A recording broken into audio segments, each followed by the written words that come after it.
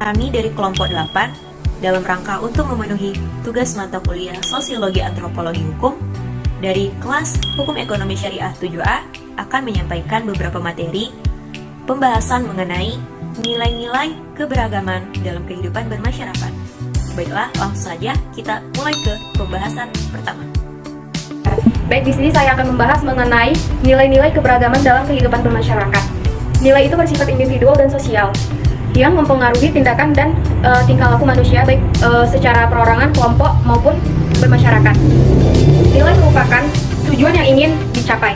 Nilai sosial ditentukan berdasarkan aturan, patukan, anggapan, dan keyakinan yang dianut oleh masyarakat dalam suatu lingkungan kebudayaan tertentu tentang apa yang pantas, luhur, dan baik, yang berdaya guna fungsional demi kebaikan hidup masyarakat. Sosiologi merumuskan nilai berdasarkan data yang dirumuskan di dalam masyarakat. Data itu diangkat dari pengalaman orang banyak. Oke, selanjutnya saya akan menjelaskan mengenai sumber nilai sosial. Sumber nilai sosial ini ada dua. Yang pertama sumber ekstrinsik. Nilai sosial bersumber dari daya guna fungsional yang diakui dan diberikan kepada masyarakat dengan segala kreasi manusia yang disebut dengan kebudayaan. Selanjutnya mengenai tolak ukur. Tolak ukur pada nilai sosial yaitu daya guna fungsional, suatu nilai dan kesungguhan penghargaan, penerimaan atau pengakuan yang diberikan oleh seluruh atau sebagian besar masyarakat terhadap nilai sosial tersebut. Sementara supaya tolak ukur nilai menjadi bersifat tetap, maka harus dipenuhi dua syarat, yaitu yang pertama, penghargaan itu harus diberikan dan disetujui oleh seluruh atau sebagian besar anggota masyarakat. Jadi, bukan didasarkan atas keinginan penilaian individu. Yang kedua, tolak ukur itu harus diterima sungguh-sungguh oleh minimal sebagian besar masyarakat. Selanjutnya yaitu membangun nilai-nilai keberagaman dalam konteks agama. Dalam tiap-tiap bagian negara di dunia ini memiliki berbagai macam agama serta kepercayaan yang berbeda-beda bagi tiap individu. Salah satu faktor utama konflik keagamaan ialah adanya paradigma keberagamaan masyarakat yang masih eksklusif. Pemahaman keberagamaan ini membentuk pribadi yang antipati terhadap pemeluk agama lainnya. Pribadi yang tertutup dan juga menutup ruang dialog dengan pemeluk agama lainnya. Nah, karena itu perlu dibangun pemahaman keberagamaan yang lebih inklusif, pluralis, multikultural, humanis, dialog persuasif, kontekstual, substantif, dan juga aktif sosial.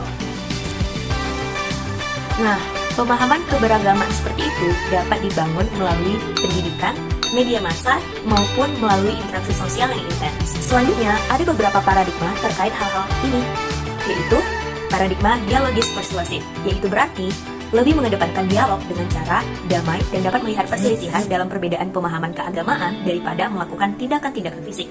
Yang kedua, ada paradigma konseptual. Nah, ini berarti menerapkan cara berpikir kritis dalam memahami teks-teks keagamaan. Itu berarti, meskipun ada teks-teks keagamaan yang tidak bisa diganggu-gugat, akan tetapi tidak sedikit dari teks-teks keagamaan tersebutlah yang membutuhkan interpretasi kritis dalam upaya untuk menjawab permasalahan-permasalahan keagamaan terkini. Dan selanjutnya, ada paradigma keagamaan yang substantif. Ingat ya, ini berarti lebih mementingkan dan menerapkan nilai-nilai agama. Adapun pembahasan saya mengenai nilai keberagaman masyarakat dalam konteks budaya. Apabila dikaitkan dengan kehidupan sehari-hari, sangat sulit menentukan nilai budaya yang dianut oleh seseorang, kelompok, atau masyarakat.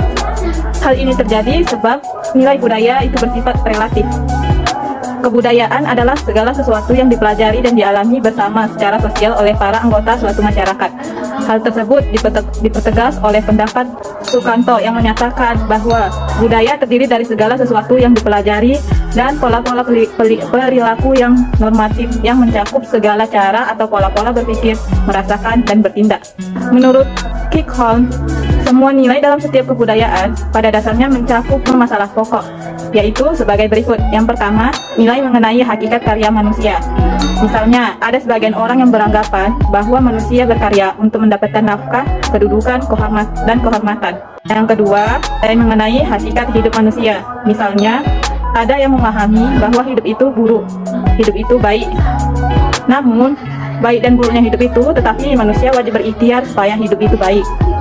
Yang ketiga, nilai mengenai hakikat kedudukan manusia dalam ruang dan waktu. Misalnya, ada yang berorientasi ke masa lalu, masa kini, dan masa depan. Selanjutnya saya akan membahas tentang masalah-masalah akibat adanya keberagaman budaya. Budaya di Indonesia sangat beraneka ragam. Keragaman tersebut ada yang menguntungkan dan merugikan. Keberagaman budaya di satu pihak menjadi keunggulan, tetapi di pihak lain menjadi masalah. Adanya perbedaan dalam budaya merupakan suatu keniscayaan. Kunci utama agar tidak terjadi konflik antar budaya ini adalah sikap toleransi dan saling menghargai terhadap budaya lain.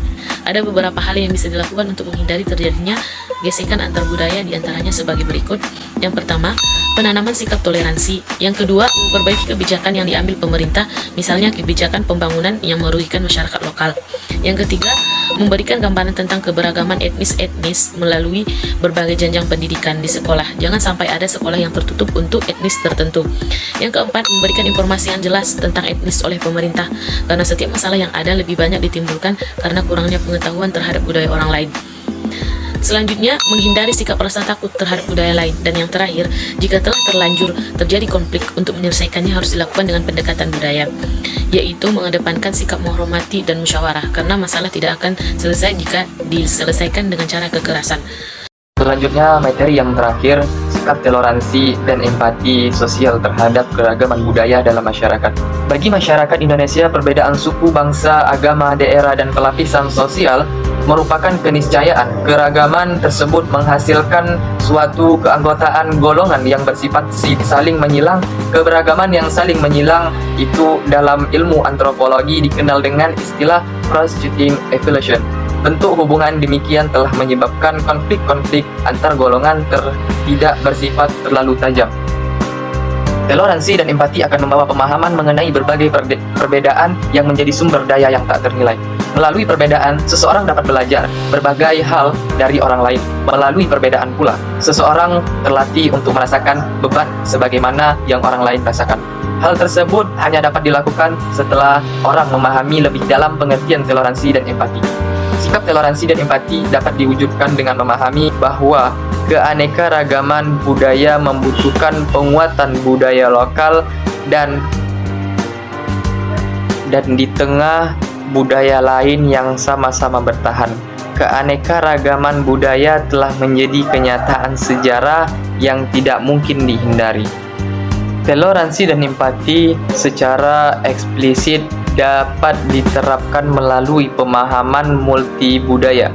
Pemahaman menekankan pentingnya pengertian dalam hal pluralitas dan pluralisme sosial, keragaman budaya, etnik, dan pemahaman kontekstual, pemahaman sosiologis, antropologis sebagai dasar mengkaji berbagai hasil karya budaya dan pengalaman budaya dari pembuat atau penciptanya. Baiklah, sekian pembahasan dari presentasi kelompok kami, yaitu kelompok 8, pembahasan mengenai nilai-nilai keberagaman dalam kehidupan bermasyarakat, mata kuliah Sosiologi Antropologi Hukum, kelas Hukum Ekonomi Syariah 7A. Bagi teman-teman yang ingin bertanya, kami persilakan untuk menulis pertanyaannya di kolom komentar, terkhusus untuk mahasiswa Hukum Ekonomi Syariah UINSU 2021 kelas 7A. Demikianlah presentasi online yang dapat kami sampaikan. Apabila banyak kesalahan kata, kami mohon maaf, dan kepada Allah kami mohon ampun. Assalamualaikum warahmatullahi wabarakatuh.